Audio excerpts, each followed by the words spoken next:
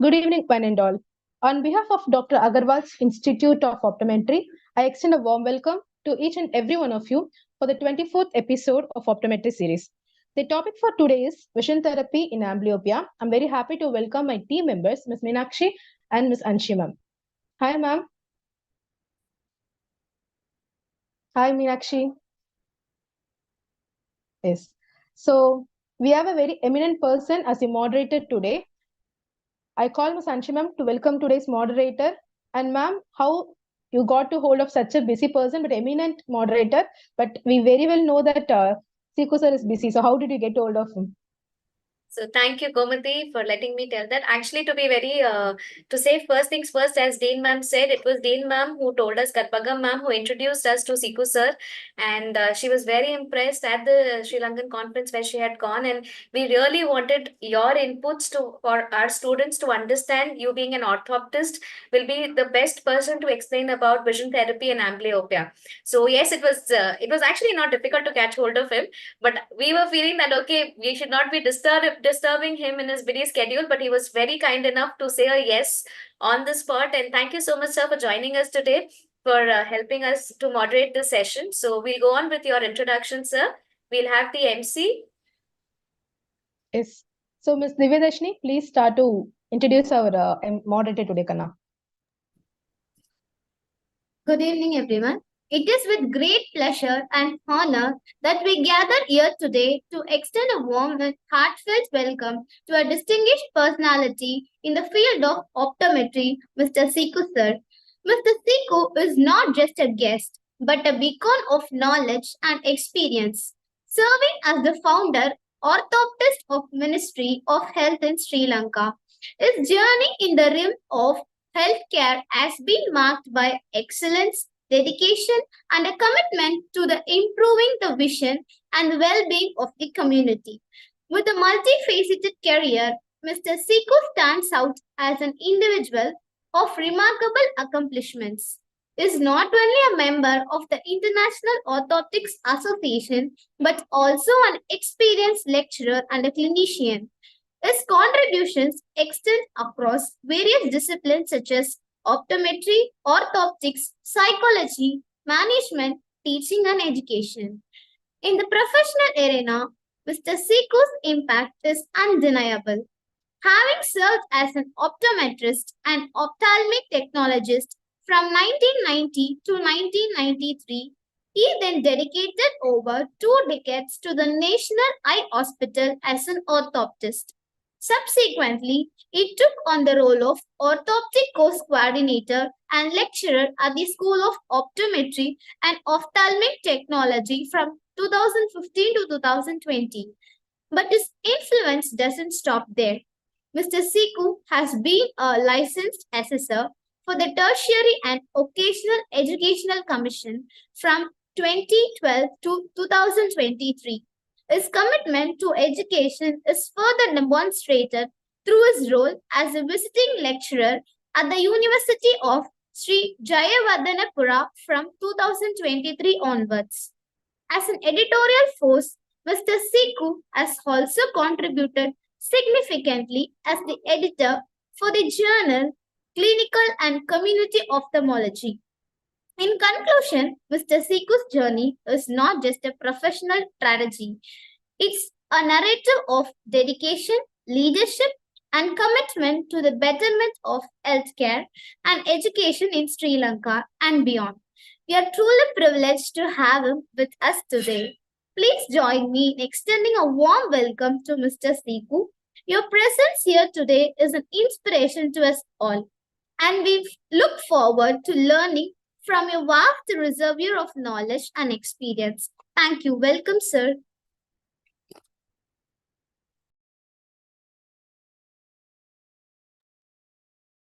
It was a great introduction, Divya. Now, Jeetil, I'll be sharing the screen. You can start your presentation. I hope my screen is visible right now, right? Yes. Good evening, all. The topic for today is vision therapy for amblyopia.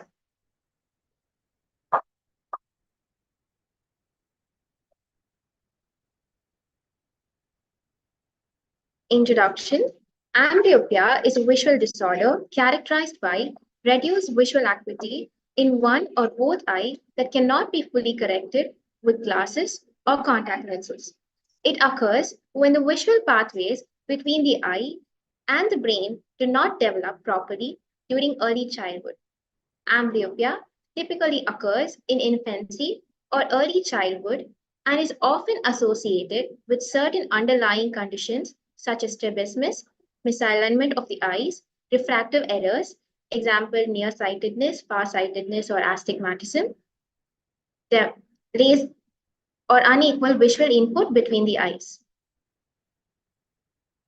Amblyopia is also called as lazy eye, a unilateral or bilateral condition. The best corrected visual acuity is poorer than 6/9 in absence of the ocular media and fundus anomalies or ocular disease or differences of 2 lines or more in a visual acuity between 2 eyes. Prevalence. The prevalence of amblyopia varies depending on the population and diagnostic criteria used. It is estimated to affect approximately 2 to 4% of the general population. It is one of the most common visual disorders in children and is a leading cause of visual impairment in one eye. The etiology. The primary factor that results in amblyopia is an uncorrected refractive error, which does not permit clear retinal images in each eye. These blurred images do not allow adequate stimulation of the visual system, and amblyopia develops. The effects of deprivation, being a secondary factor, causes an imbalance in the visual input between the eyes. These changes involve a competition of synaptic space or cortical neurons. Neurons in the visual pathway of the disadvantaged eye decrease in function and number as a result of this competition, and pathways from the advantaged eye gradually gain more synapses.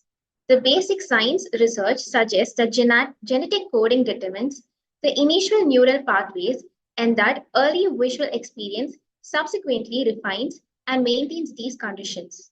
Abnormal one disturbs the basic pattern and reduces visual capabilities in one or both eyes. So the causes of amblyopia, there are 4 major causes of amblyopia, which are unequal or poor visual acuity, unequal refractive error, anisometropia, bilateral equal eye refractive errors, isometropia. Uncorrected moderate or high astigmatism, strabismus, misaligned eye, blockage or deprivation. The drugs, digoxin ethambutol, tobacco, pipe smoker, excessive smoker, alcoholic, chemicals, lead methanol, nutritional disorders such as Strankin syndrome, lack of vitamin A and zinc. So this is a normal. Just a minute, Doc. Just a minute.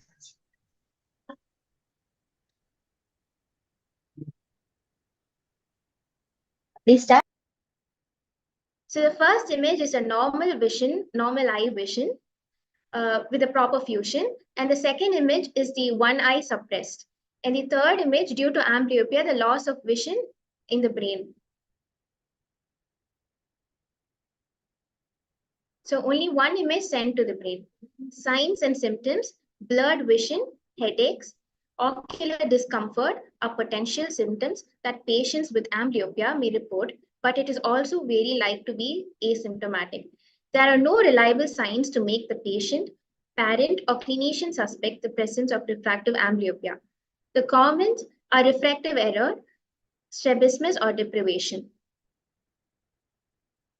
The investigations are the first routine examination will be done, and then the Wordsworth dot test, synaptophore, Begolini stated glasses, visuoscopy, electrodiagnostics.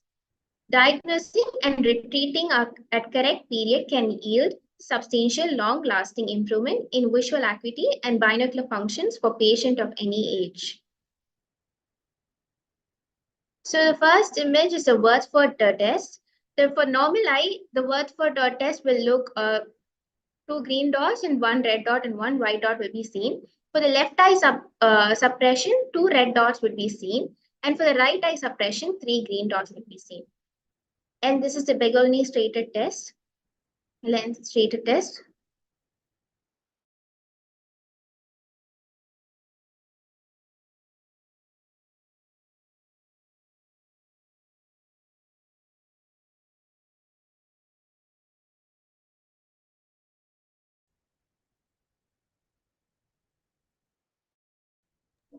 Jeetil, your audio is not clear.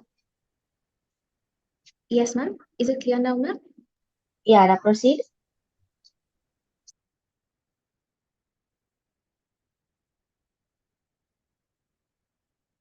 For the management, goal of treatment to restore and improve visual acuity.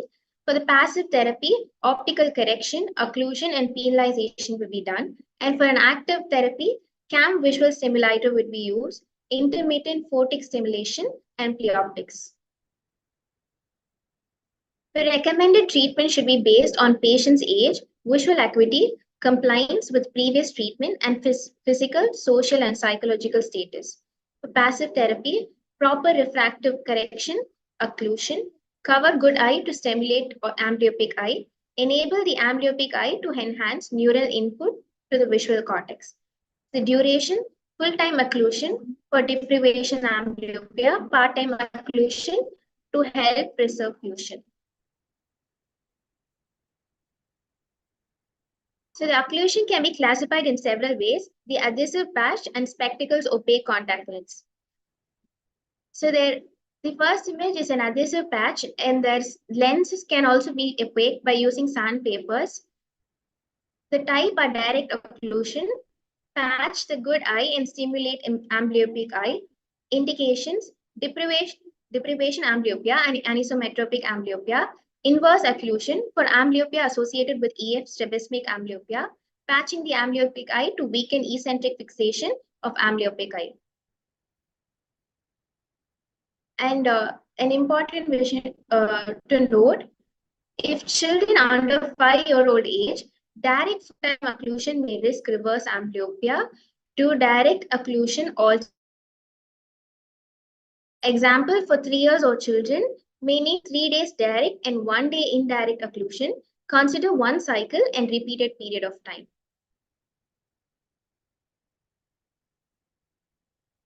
Penalization. Drug penalization, 1% atropine instilled daily in the good eye to provide sufficient blur to force the child to use amblyopic eye at near and good eye at distance. Has cosmetic advantages and does not totally disrupt binocular vision. Effective method of treatment for mild to moderate amblyopic in children. Optical penalization given to children who do not tolerate patching. Fog the good eye with plus D diopter, not practically applicable.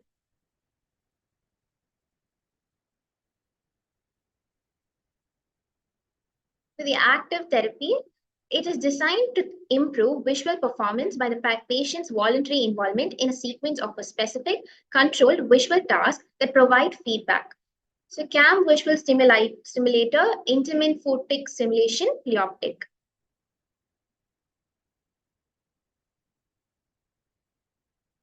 Vision therapy. The principles of vision therapy are based on the concept of neuroplasticity, which refers to the brain's ability to reorganize and adapt its neutral connection in response to sensory input and learning experiences. By engaging in specific visual tasks and exercises, vision therapy aims to stimulate and retrain the visual system, encouraging the development of more efficient visual processing and integration. Suppression therapies include, with proper management of the cause, Broxtings, anaglyphs, bar reader, vision therapy software in office and home therapies are followed. So this is the Brock string.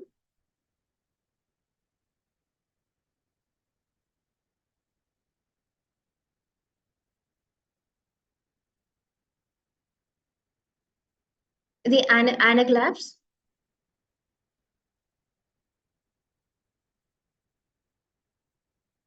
And the bar reader. Two goggles given, red goggles and green goggles. And the stripes pattern sheet has been given.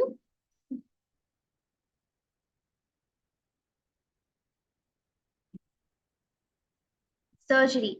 If amblyopia is due to refractive error, refractive surgery, strabismus surgery, cataract surgery, non-clearing vitreous opacities with vitrectomy, corneal opacities, and blepharoptosis, tarsal tuck.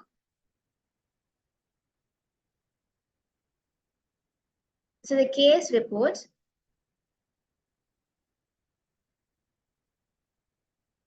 So the first case report is a 5-year-old girl's case report.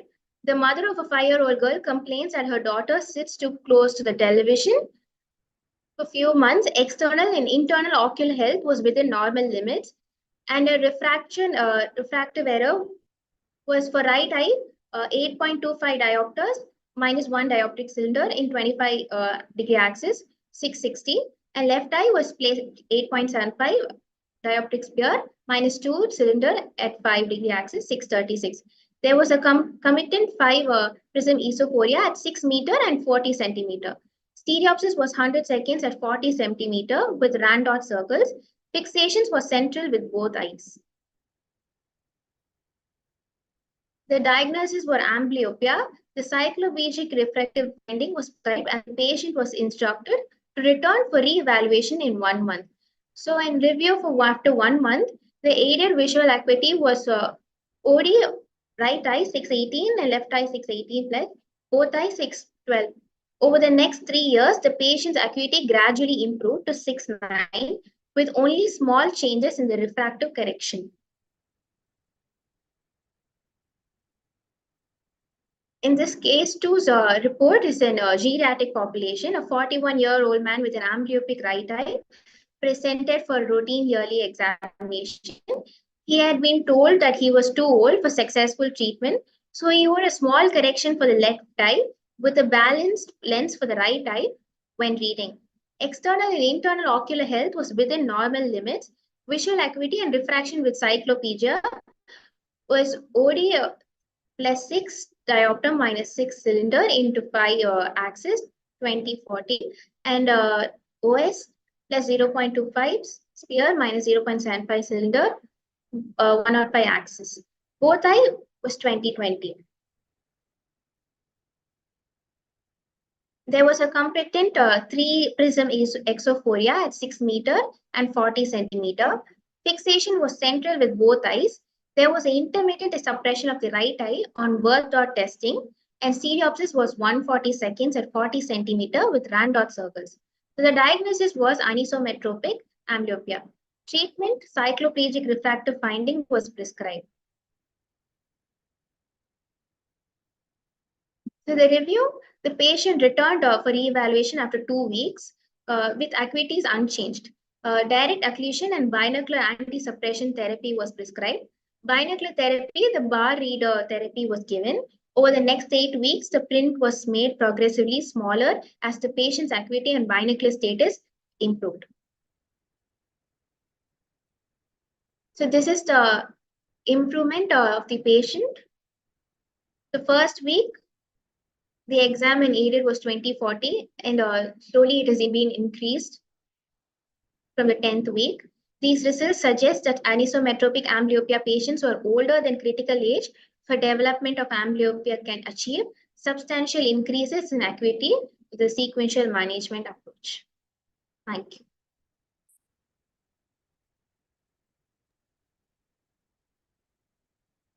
Thank you, Jeetil. It was an elaborative presentation on amblyopia. You have added cases also and 2 different cases as an examples here. So I request our moderator to give us inputs about the amblyopia. Sir.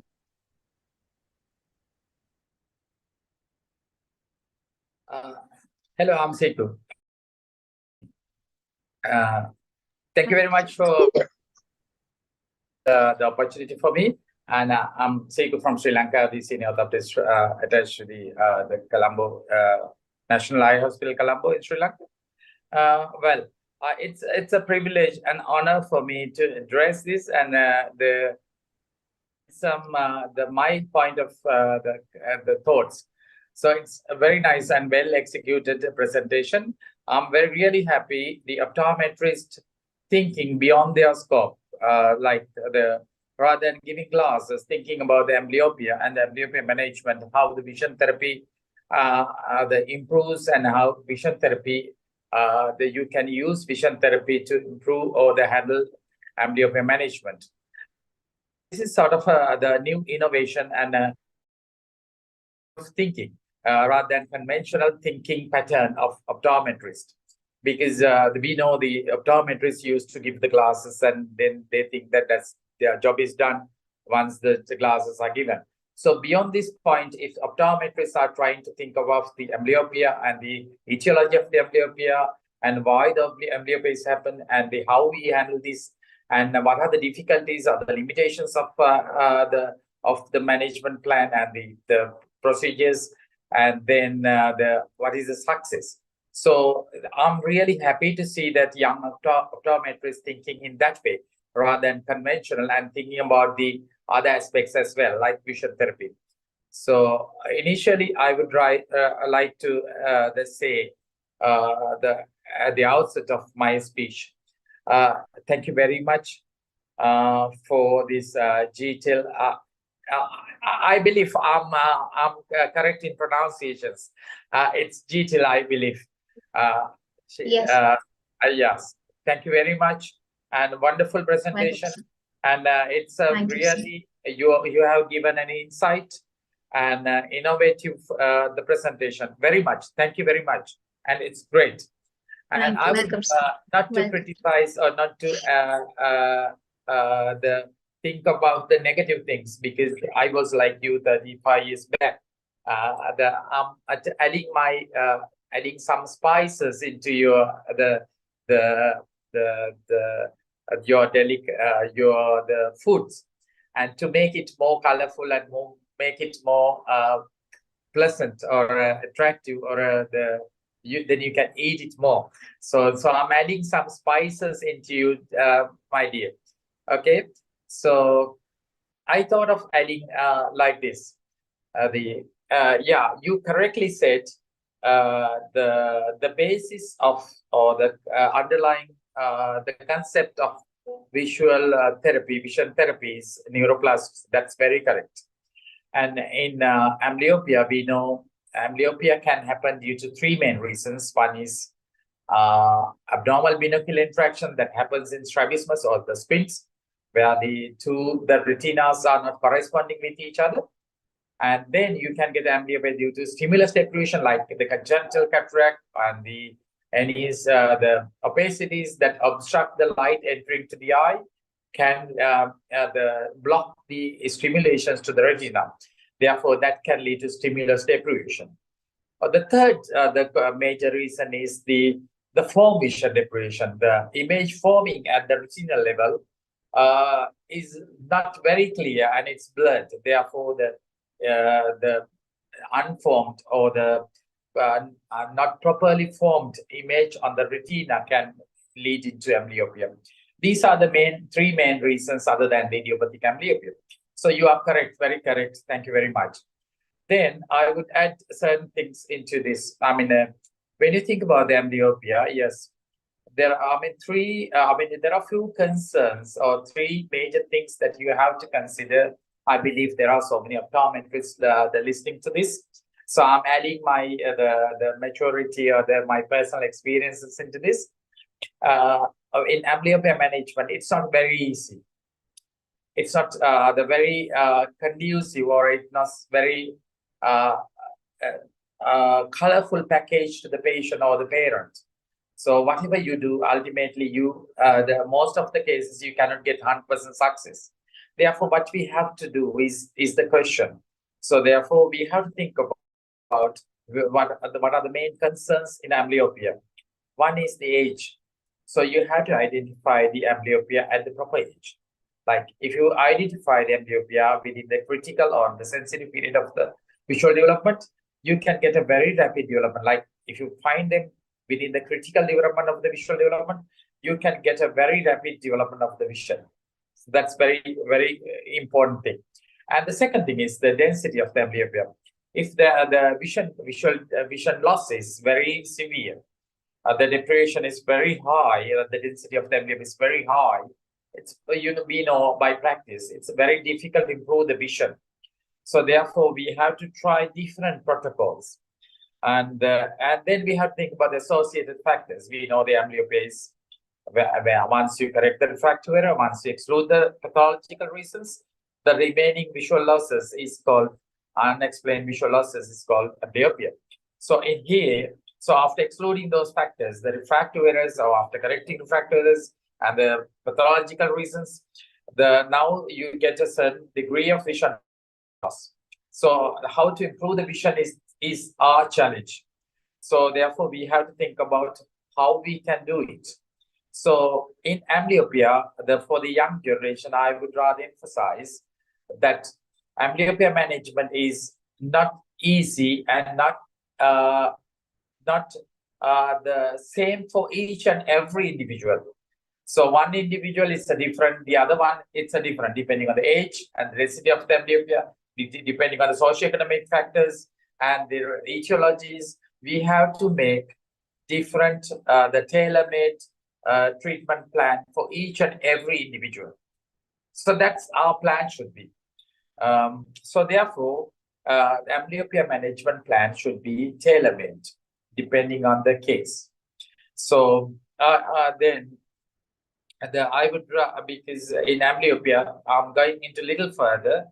Amblyopia can happen at retinal level, because in retinal level, X cells and Y cells, going through certain changes, like the density of the cells reduces and the shrinkage of the cells happens. Therefore, the receiving capacity of the cells reduces. Therefore, the amblyopia happens at retinal level.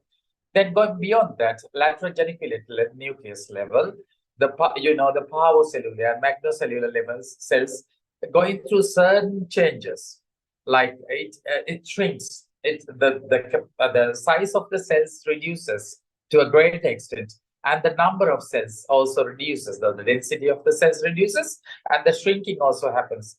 Therefore, the amblyopia happens at LGN, lateral geniculate nucleus level as well. Then the third the place is the cortical level. So at cortical level, so the binocular cells going through certain changes in, like the other centers, binocular cells, the density of the binocular cells also reduces, and the shrinks, the cell size also getting shrinked. So therefore, these are the proper reasons for amblyopia in whatever the amblyopia the cases. Therefore, we have to think of because in our science is not fully developed to identify. When you look at your patient, you don't know where this is the amblyopia taking place at the retinal level, lateral genicular level, or the cortical level. So without knowing that, we are planning our treatments. So this is our challenge actually. So my dear, you have given two very nice cases.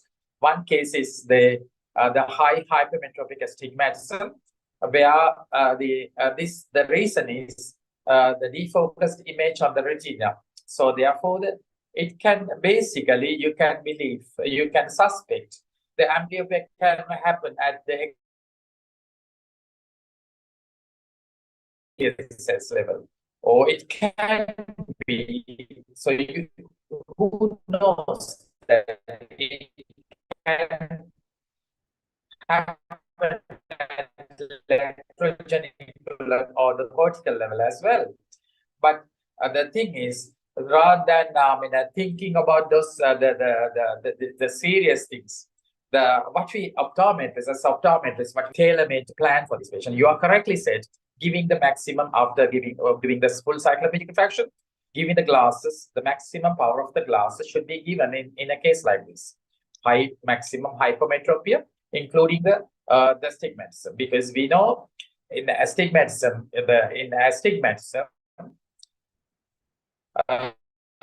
rather than against the rule astigmatism, with the rule astigmatism leads to amblyopia. You call it meridional amblyopia.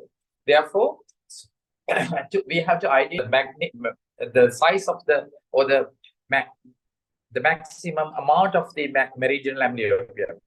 So best thing is, because the meridional amblyopia, it creates because of the anterior corneal deformities or changes, morphological changes.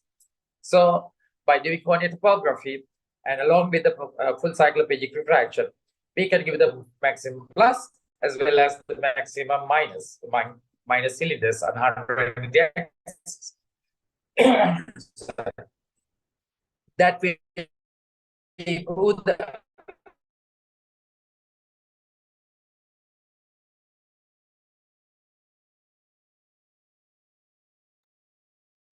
Sir, sorry to interrupt.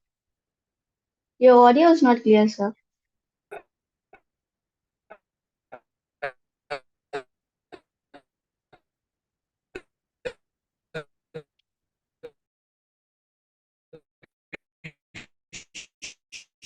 Sir, can you hear us? So give a little bit of time for the refractive, we call it refractive adaptation, and follow up. Following up is very nice. If it, I mean, if the proof, if think about redo the cycloplegic reading of the refraction and change the glasses and get the vision to the maximum level, that's very correct.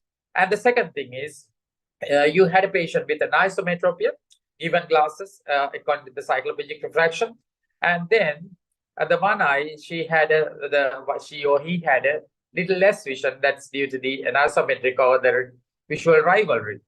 So in cases like this, you can start the occlusion therapy.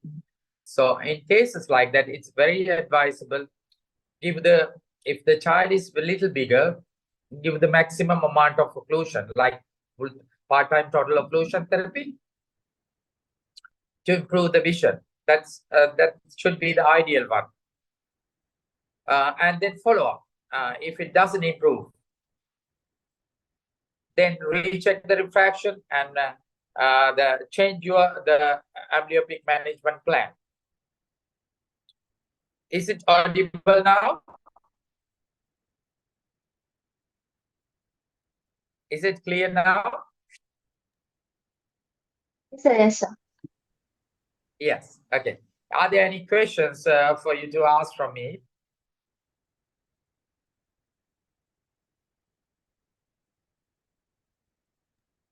Sorry, sir. Can you come again? Are there any questions you can ask from me? Is there any questions? Sir, from the student's perspective, it is just we know the neural plasticity in amblyopia plays a major role, but what could be the success rate of treating an adult? It is not happening at the level of critical period or a sensitivity period, right? So what could be the success rate for adults?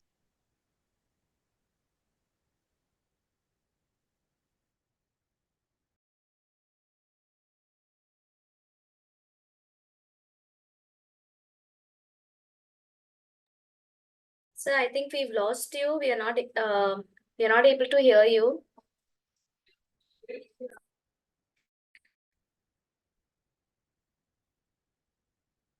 Can you repeat it, please? Am I audible?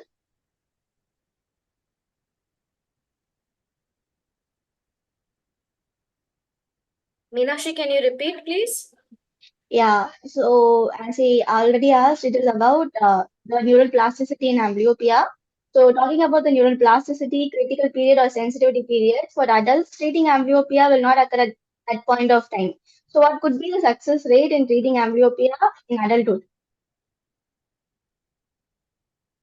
Yes, one note, the father of orthoptics has correctly said that the critical period of the visual development lies from birth to 18 months or 2 years. And from 2 to 8 years, he called as a sensitive period. So after the age of 8 or at the age of 8, we call them visually mature people. So there's no visual development after the age of 8. But in humans, I mean, you can't put a line to the block their development or assess their all the the destiny. So in my opinion, in my practice and my experiences, what I believe is the practitioners also practices in the same way. in cases like an isometropic amblyopia, you can go little longer than 8 years, like 14 years or 16 years, like that. So you can go the amblyopic therapy even beyond that, beyond 18 years, like 14, 16. Still, you can try. So the world believes up to the age of 17 or 18, you can go on with whatever your amblyopic plan, the management therapies. So there's no hard and fast rule in amblyopia management. So all things you can try, no harm, rather than neglecting or saying no to your vision. So it's very advisable. Yes, you explain the situation to the patient. Yes, you have poor vision, it's a little late, but still we are trying our best. So do these exercises, please. Like that, you can start your exercises or the therapies. That's my advice. Thank you so much, sir. There's one more question. Yeah. How to deal with amblyopia in terms of vision therapy, sir? Well, in conventional amblyopic management, we used to do full-time total occlusion rather than giving glasses. So, we know that whatever we can't improve the vision to the maximum level most of the cases, because we identify them a little late than we expected. So therefore, now the world that has acknowledged or appreciated or admired this vision therapy, because vision therapy based on neuroplasticity, because human beings are a little different to each other. So in neuroplasticity means like it's a highway, like from the eye to the cortex, visual cortex, it's a highway. So we know that the messages impulses are carried very speedy manner to the cortex. But if the highway is blocked for certain reasons, so we can create the small avenues or the certain pathways to the cortex and stimulate the path what we want. That's the basis of visual stimulations. So vision therapy based on that. I mean, we are creating not the highways, the small avenues or pathways to stimulate or to get the job done. So it's a wonderful thing. I mean, because even I have seen a lot of improvement with vision therapy rather than sticking or rather than adhering to the conventional amblyopic management like occlusion therapy. So therefore, my advice to optometrists is, yes, why not try the vision therapy as well?